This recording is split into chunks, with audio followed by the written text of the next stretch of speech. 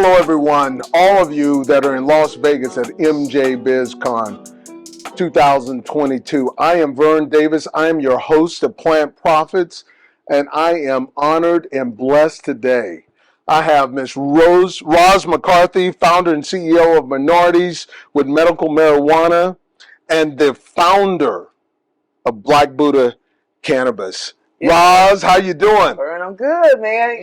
I've been trying to get you on my show. When you're in Vegas, you have no reason but to be good. I'm so excited to be here in Vegas, but more importantly, excited to be with you today as we talk and just really gab about just this industry and what's going on and a little bit about myself. All that stuff in, right? Yeah, I want people to know you. Roz, how did cannabis save your life? Oh, man. Wow. Well, so cannabis saved my life because prior to entering into this industry, I didn't have a connection to the plant. I was born in I was born in Florida. Lived in a little country town. What country town? Oviedo. You ever heard of Oviedo, Florida? I can't say I have. Okay, so Oviedo is it's a suburb of Orlando. It's out by University of Central Florida. Okay. But it's a little. I'll tell you how country we were. We had one red light. Okay. We had one grocery store called Meat World. Okay. And we had chickens that walked around across the street, and you had to literally stop and let the chickens cross the street before you could drive forward. But I was a part of. I'm a 60s baby. I was born in 69. Okay. And my parents and my mother, more importantly, raised me. And it was that cannabis was the devil's leaf. It was the devil's lettuce, rather. Was that a religious thing? It's how you were raised? It's a religious. It is it's a community. It's a black community. Right. But also it's born from the war on drugs, because the war on drugs was saying that black people are using weed and they're raping our white women, and you're going to go to jail for this plant. So again, if you start putting this in our subconscious, it proliferates through our whole entire body into our community. So for my parents, my mom was a blue collar worker. She worked for UPS. Okay. She was like, Roz, let me tell you something. I don't work this hard for you to go to jail and mess up. You know what I expect out of you, and you know what to do, and you know how to make sure you get it done correctly. And so I didn't have a connection to the plant when I was in college. I didn't use cannabis. Nothing. It was only after having being in a car collision and suffering a traumatic brain injury that my first personal experience, my personal connection to the power of this plant, it's almost like a revelation. Wow. And that's why I'm here today. Is it because of the plant? Because of the plant. I mean, you know what? We work and we raise our families, and this industry has now created opportunities for us. I never dreamed in 1,000 years I would be in this industry. And it's almost like a rebirth, if that makes sense. You go to school, you get your degree, you go work for corporate America, you have kids, you get married, I got a divorce. So I've been through all those different cycles of life. I lost my mom to breast cancer. I lost my dad to glaucoma and to congestive heart failure. So I've been in all these circles of life without the plant being there. But I'm the happiest, I'm the most content, I'm fulfilled, I'm medically, health-wise better now that I'm connected to this plant. So it's almost like a rebirth. It's like starting my life over again and being able to do it now. And I'm 52 years old. And so I'll be able to celebrate and to really do it in a way that's so authentic, and it's about me. It's about me being able to do this for myself, for my wellness. It's a great place to be. No, it is an amazing place to be. We have a lot in common. I grew up in a small town in Texas. Right? Had 2 red lights. We had 2. You had 2? We had 2. I had 1.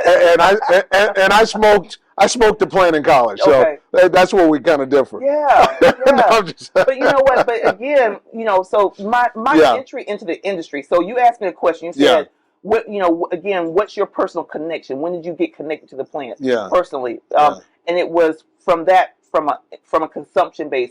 But my entry into the industry was because my son has sickle cell anemia.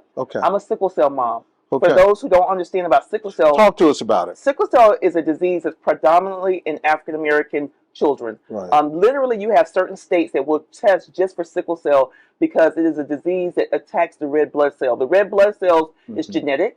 You're born with these cells that are, instead of being nice and round and lush, because red blood cells carry the oxygen to our brain, to our heart, to our lungs, to everywhere, right? And oxygen is what helps us to breathe, to live and to feel energy and to feel great. That's right. Right? Well, when you have sickle cell, you're born with these cells, red blood cells, that are sickle. They're like a moon, crescent moon shape. They're very sticky and tacky. They don't run smoothly through the veins.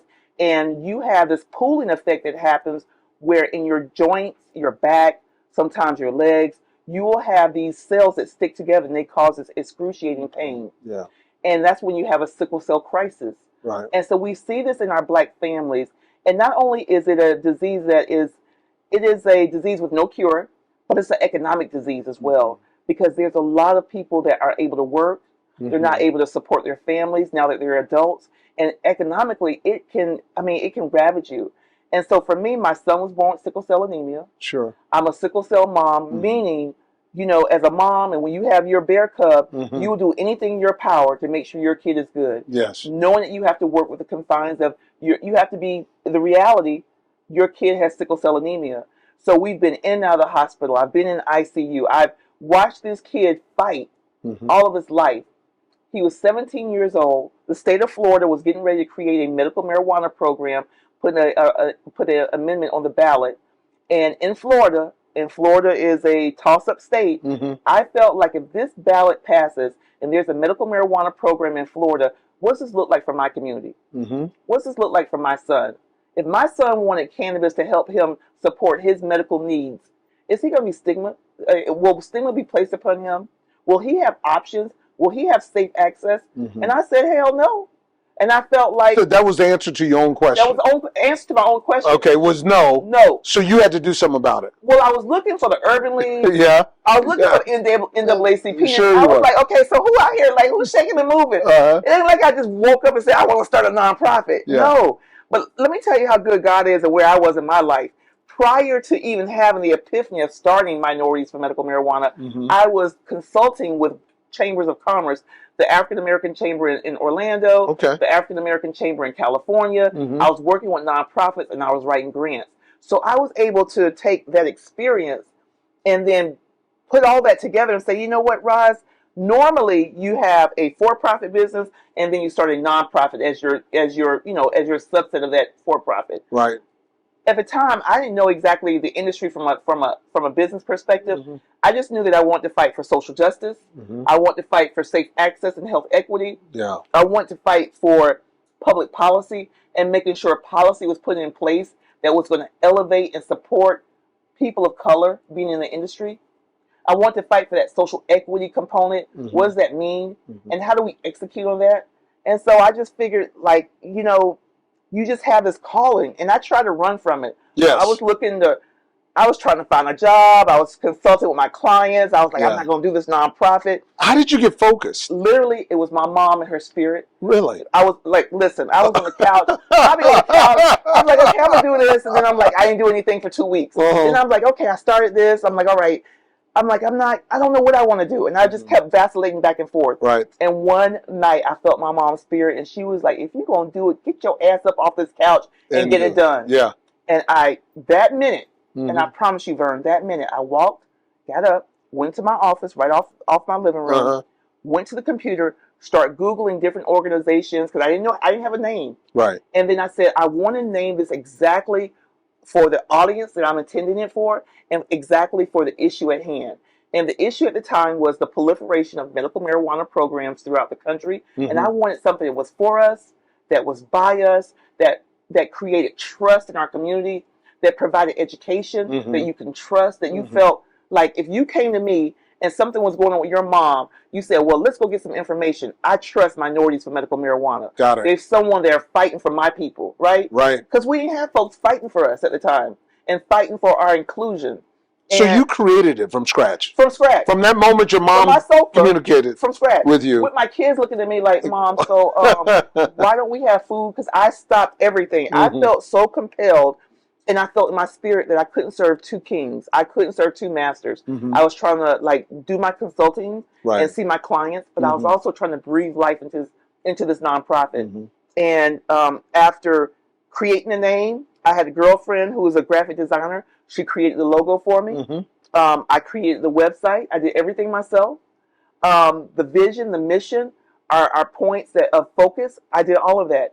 Even as much as having the like thinking about how do I want to organize this. Right. And I'm thinking, I'm in Florida, but we need M4MM in Georgia. We need to be in Pennsylvania. Mm-hmm. We need to be in Colorado. We need to be in New York. So I'm like, you know what? I'm going to make it so we have these chapters throughout the country where we have people that feel like I do, that respect my leadership and my direction, and they're willing to work with me to make sure that folks that look like us have an opportunity in all these different states.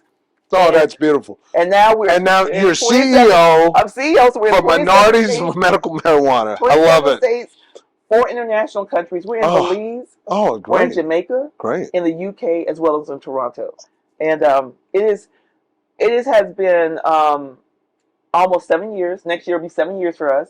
Wow. And I'm super proud. We have all of our team here in Las Vegas to not only celebrate and to network amongst each other and to be able to connect with other like-minded businesses, but also M4MM wasn't only about M4MM. It was about the edification and lifting up of people that work with our organization. So if you come to me and you're a leader with our organization, I'm not only asking you, what do we need to do in your community? I'm asking you, Vern, what do you want to do? How can I help lift you up? And that's where the buy-in comes in. People don't mind working hard if they feel like you buy into them and that you're trying to pour into them as well. Right. I want to pour into your dream. Have you been met with open arms? I have. You have. But it didn't start out that way. Okay. No, it did not. It was, remember, I started in 2016. Yep. So we only had at the time there was maybe 2 adult use states, and at the time maybe 15 medical programs, maybe a little less than 15. And then Florida comes in, right? I start this organization. I literally had one of the media companies, and I'm not going to call them out. Okay. But they said to me, they were like, well, we see you and we see MCBA, and you guys are doing the same thing. And so before we make commitments of who we're going to work with, we'll let you guys figure it out, and then we'll see exactly after time goes on which organization that we're gonna join up with and partner with. Which I felt is so monolithic. It's almost like, well, there's one organization, and you guys need to figure out who is going to be that lead, and that's it. And we are not a monolith. We are different people with different ideas and different concepts. That was very small thinking. It was so small thinking, right? Yeah. I said, I can show you better than I can tell you. Yeah. I was like, all right, that's cool. and now, that same organization, I get phone calls. I bet you do. They want your business. They want not only business, but, hey, Roz, can we talk? And it is what it is. But let me just say this. There are some powerful organizations that do similar but different, same work that we do, and we all got to figure out how to work together, because the mission and the vision of what we're trying to accomplish is bigger than me, it's bigger than them, it's bigger than all of us. And if we don't link up and figure out, and this is why being even on your platform creates an opportunity of working together. It does, and I want to thank you for that. Now, okay, I got to confess. When I started seeing you advertise Black Buddha Cannabis, I got really excited. You did? Yeah, now tell me why. Tell me why. You got excited because it speaks to you. Yes. It speaks to, I don't care who it is, it speaks to you in the most, listen, honey, let me tell you something about Black Buddha, and hopefully I don't cry. Hopefully I will not cry in the next few minutes. Here we go. But it is such a personal story. Okay. Last year, I was in a car accident, suffered a traumatic brain injury, whiplash, concussion. Literally, I had to have a caregiver come live with me. Shout out to Nicole Buffon. She's my Western Regional Director with M4MM. Oh, that's great. She's a plant prophet herself. Okay. She believes in plant medicine from functional mushrooms to cannabis. I mean, she is just healthy eating and what it means. Right. And literally, I had a situation after the car accident. I passed out, right? Yeah. 2 weeks after the accident. Went to the doctor, went to the ER, and they were like, oh, well, you're suffering from a concussion. I'm like, all right, fine. 2 weeks later, passed out again. 2 days later, passed out again. Put me into the hospital, did tests, MRIs, all this type of stuff, and they found out that I had a traumatic brain injury from the accident. Okay. Now, the accident, you wouldn't think, because it wasn't like it was a head-on collision. It was a hard push from behind, but it was hard. And it was unexpected. Okay. And I didn't realize that you can shake up your brain so bad. Yeah. So for all those athletes out there, it's tough. All the folks that suffered concussions before, that's right, and multiple concussions, not feeling nauseated, disoriented, vision blurred, head, it's worse than it's worse than like a migraine. It's a feeling of where you can't even, like, your brain feels just fried, and like you can't even think, you can't even like put your thoughts together. I had cognitive issues. I was disoriented. It was like vertigo times 10. And literally, Nicole, she moved into my home. My kids were away at college, so I was home alone. Okay. And I called her one day. I said, Nicole, I'm struggling. I was like, I can't remember. I can't think.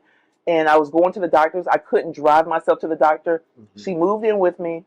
She helped me get to the doctor. She helped me get to my craniosacral therapist, who taught me about how to speak to my brain, how to use mantras and meditation to talk to myself when I was having those moments, those episodes where I felt like I was about to pass out. Right. She more importantly taught me, and this is where my connection with the plant, how to consume and consume for what I needed. I needed something for the anxiety relief. I needed something for those episodes with my brain where I felt like I was getting foggy and about to pass out. Right. So she introduced a device called the Da Vinci. It is a I like that name. Yes, the Da Vinci is a portable vaporizer. Okay. But instead of having oil, it's dry flour. You put in the chamber. It heats up to like 375 degrees. You click it, and you can pull. So whenever I had those moments of like non-clarity and fogginess, I would pull, and I would, maybe in the next 2 to 5 minutes, I would feel this lifting of that fog. And then I was ingesting CBD like every 4 to 6 hours. Yeah. And I had to literally learn how to reteach myself with my medication, with my mantras, with my meditation, my path to healing. The path to healing came to me, and I was like, one night I was in bed and I was crying because I thought I was about to lose my life. I felt that sick. And I was like, Lord, I've been fighting for everyone else, but I have nothing to show for it. I have nothing to leave my children from a legacy perspective. And I literally was like, I want something that I can leave them. And I'm thinking, and I'm like, as a Black woman, and then I had looked up Buddhism and the mantras and the chanting and what that means for my healing. Right. And it came to me, I'm like, Black Buddha Cannabis. I want to create a brand that's for women, that's by women, that empowers us to be great, to feel better, to do better. Because once I acknowledged that I was not in a good place, that physically I am not well, that's when my healing began. And as women, we sometimes, I shouldn't say always, we sometimes mask all of the trauma that's going on in our life, That's right. all of the stress, all of the, maybe the wellness issues that are going on, because we're feeling like, I got to be on my game. Right. I got to take care of family. I got to take care of my husband. I got to take care of my kids. And we don't acknowledge our own personal pain, anguish, lack of healing. We don't acknowledge it. And that was me. And when I finally acknowledged that I am not good, I am not in a good place, that's when the healing began. Yeah. And Black Buddha, it came to me like a thief in the night. That is great. And now we're in. So tell me about the Black Buddha. brand. Yeah. Yes. So Black Buddha, I'm proud to say that we have partnered with Tilt Holdings in Massachusetts and Pennsylvania. Okay. So as we all know, federally illegal. So we have to, state by state, every state that we want to go into, form an operator partnership with that operator in that state to create, basically, it's a licensing agreement, right? So they take my formulation, they take our proprietary, our IP, and they wrap it, they do the finished goods, and then they wholesale it to dispensaries. I'm proud to say in Massachusetts, we're in 30 dispensaries. Nice. And it's only been a month. We launched the last week in September. I saw that. And it was the last week of September, so we had a full month of October. Right. And now we're into November. And we're launching in Pennsylvania in the 1st of December. That's great. Who's your partner there? Tilt. Tilt? Okay. Ohio is next. Okay. We have Leaves. Okay. Shout out to Bill Williams. Bill Williams is a African-American gentleman who is the president of that company, and he's a minority owner. Okay. He's a processor. Okay. And they process in Ohio, and they're our partner, and they're awesome. And then next, we're going to announce it. Breaking news, everybody. Breaking news right here? Breaking news right here. Black Profits. Yes. Let's have it. Breaking news. No one knows this. Breaking news. Let's have it. We have signed an agreement in Nevada with Zion Gardens. They are a minority-owned cultivation center here in Nevada. Okay. And so they will be our operator partner. Okay. And we're going to be having flower as well as these pre-rolls. The pre-rolls, we have this pre-pack. It's a one-hitter quitter. Okay. It's a glass chillum. I like one-hitters. Yeah. Oh, man. Yeah. And so, listen. So, when I created our line, I get confused even today. When I go into a dispensary, I see OG Kush. I see Skittles. I'm like, this is over the top. Yeah. hybrid versus, an indica versus sativa, hybrid. And so we're creating these experiences. So our first experience is called Bliss. It's a cross between animal cookies and sour diesel, but it's a great relaxation after work when you're needing to be in a functional state where you don't want something that's going to make you into a couch potato. You don't want to be over anxious, but you want a nice place where after work or before you're going to bed, where you can consume and be able to relax and release from the day. That's our Bliss experience. Okay. Right? I like that. After Bliss, we have Dream. Dream is that experience that you want something that's really going to get you into night. So if you can't sleep, if you're restless, if you're dealing with some pain management issues, the next one coming after Bliss is Dream. Great. So literally, we're empowering women. Let me tell you, women, we have a $7 trillion buying power out of all just finished goods and CPG goods throughout the globally, right? Right. So with that being said, women are always focused on how we feel. We're not thinking about the money per se. We want you to address how I'm feeling. And so we're going to keep continuing of creating experiences that are going to allow a woman or allow a man, it doesn't matter, but more importantly, women to walk in and say, I'm looking to feel this way. What do you have? Black Buddha has you. I love it. That's Black Buddha. That's Black Buddha. That is Black Buddha. And it's all about getting enlightened, not getting high. Buddha means enlightenment. Okay. By definition. Okay. And so when I did my research and think about how I want to present this brand, I want to be authentic and I want to make sure people understand. I'm not culture vulture. I'm not taking advantage of a religion. I am paying homage to components of that religion that help me be able to get through my trauma and through my healing. I think it's a fantastic way of saying, man, had it not been for the principles, some of the principles of this religion, I don't think I would have been, I would be here right now. Wow. Roz, what a powerful story. And it's all connected. It's all connected. It's all connected. And the thing about it is, Vern, had it not been for the car collision, when you're in a darkness, and I just want to say this to the people who are listening to you, when you're going through something, I know sometimes it feels like you don't know why you're going through it. Last week, I talked to so many people that are they're just going through it right now. Right. And I don't know why, and I'm not like, I don't know. But all I can say is just push through it, because I had no idea on the other side of my healing was Black Buddha. Last year, MJBiz, I introduced Black Buddha to the world by walking around with one T-shirt that I was wearing on Friday. Listen, shout out to Pam Moore at MJBiz. I was walking around on Friday. I had done all the M for MM stuff, did all that stuff. So the last day I said, I'm going to take it out for myself. So I had a T-shirt idea. So I had that T-shirt, screened. And so I was wearing my T-shirt and I was walking around and I was collecting people's business cards. And Pam Moore sees me and she's like, Roz, what are you doing? I said, well, and I tell her the story about the accident. I tell her about the concept of Black Buddha. She goes, do you mind if I take a picture of you? Can I do a story about you? I said, please. Help yourself, Pam. Exactly. And she took a picture. She did it was a very short write-up. But she put it into the after conference newsletter that goes out. And it was the first time that we actually put the words of Black Buddha and the concept out to the general public for consumption. And that's when I knew I was onto something. And you are. And I pulled and I pushed. What's your vision about how big it's going to be? And $500 million company. Okay. I've already said it. Okay. I'm speaking into existence. No, and I believe you. What's your strategy on partnerships? Because you have started this thing out and you're trying to find where you can minority partnerships.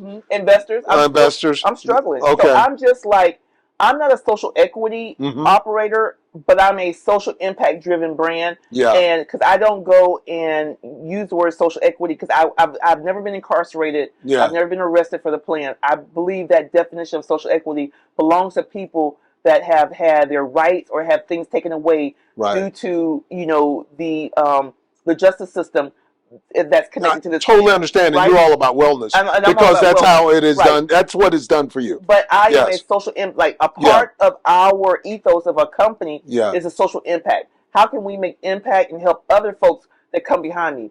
I'm learning some lessons right now that I plan to make sure that folks that are coming behind me that you don't have to relearn. Because I can be able to tell you when you're trying to negotiate a deal, Here's some things to think about. Here's some things that how you want to position yourself. There you go. Things that people don't even know right now because they're not in that hot seat. Right. But I'm in this hot seat right now. Right. And they know I don't play the radio. And so I'm looking at things and I know and I'm seeing, you know, I give a little bit to get a little bit. Sure. But I will tell you that finding access to capital is real. Yeah. And as a black woman, it's even more, it's hard. Yeah. And it's a struggle. But I'm fighting for it.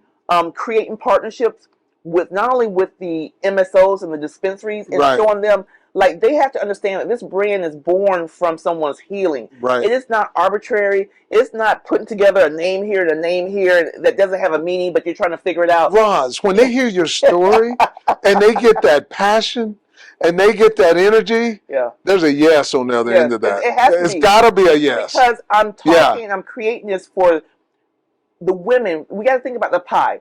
Right. 20% of our country is currently connected to, has used cannabis, using it on a daily basis. There is some connectivity, right? You have that other 80% of that pie that has no idea the power of this plant. And so eventually they're going to be introduced, and I want them to be introduced in a way that's about wellness and about feeling better. Because this plant brought me across that finish line, right? Yeah. And so I think it's just the way to do it. We had a meeting yesterday, and I'll say it. I mean, we just met with maybe I won't, but I will tell you this: it's someone that is. I almost had it. I know. I almost had it. But it's an OG in that has been connected to cannabis for years, hip hop artist or what have you. Okay. And I'm talking to him. He was like, "Ross, say less." He was like, "I already see." He's like, "What?" He says, "Why do women wear panties?" I was like, "I don't know." I'm thinking. He was like, because panties are for women. He says bras are for women. Why can't you have weed that's for women? Well, I was like, yeah, you're right. So, so long story short, when I have the opportunity of telling the story and sharing it, people get it. And not everyone's going to get it. But right now, what I need is the infrastructure, the capital, because I've been funding this myself. Yeah. But any business that's worth its grain of salt needs the money in order to build capacity. Absolutely. And to get it's not a pitch for investors, but it's a real position as to where we are right now. Absolutely. But I'm super, super excited about what we've accomplished. Yeah. I have the best team in the world. And it's a team of professionals that are not just fly by night. I just want to get in the industry. They have an expertise that I appreciate, and that I'm not and they don't allow me just to be like the CEO and just take my word for it. Right. Like they check me as I check them, but there's that give and take. Oh, that's how you learn. Allows us to really build a fantastic. Oh, absolutely. Yeah. I'm here with Roz McCarthy, CEO of Minorities for Medical Marijuana and Black Buddha.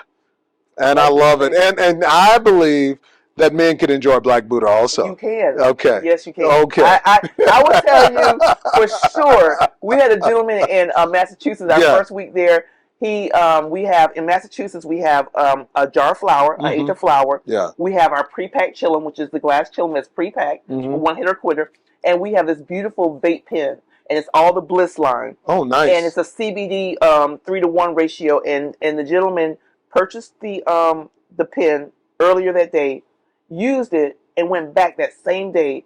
He said, I never experienced anything that gave me a sense of relaxation that didn't make me jittery, and that it was just so smooth. And so shout out to Tilt, because we do have to be dependent on that operator. Yeah. I may not work with Tilt in every single state, but my goal is to find operators who believe in creating great product, great, like it's that's important. It's important. Right? That is totally important. Yeah.